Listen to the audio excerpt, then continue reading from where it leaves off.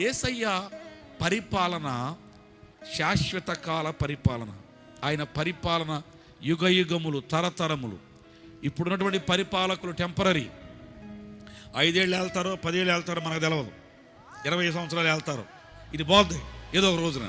కానీ యేసయ్య రేపొద్దున భూమి మీద తన రాజ్యాన్ని దేవుడు స్థాపించబోతున్నాడు. ఆ పరిపాలన 1000 ఏండ్ల పరిపాలన. దేవునికి స్తోత్రం చెప్పండి. ఎన్నేళ్ళు? 1000 ఏండ్లు. ఆ పరిపాలనలో మీరు నేను ఉందామని ఈ ప్రయాస, ఈ ప్రార్థన.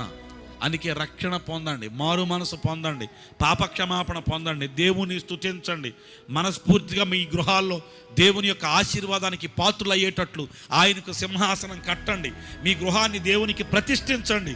వేరే రకమైన ఆలోచనలు, చీకటి శక్తులు, మానవుల యొక్క ప్రభావం మన ఇంటి మీద పనిచేయకుండునుగాక, మన జీవితం మీద ఏలుబడి చేయకుండునుగాక. సాతాను ఆలోచనలు మన మీద ఎవ్వడు చెయ్యకుండా వాటిని దేవుడు లయపరచునుగాక. ఆమేన్.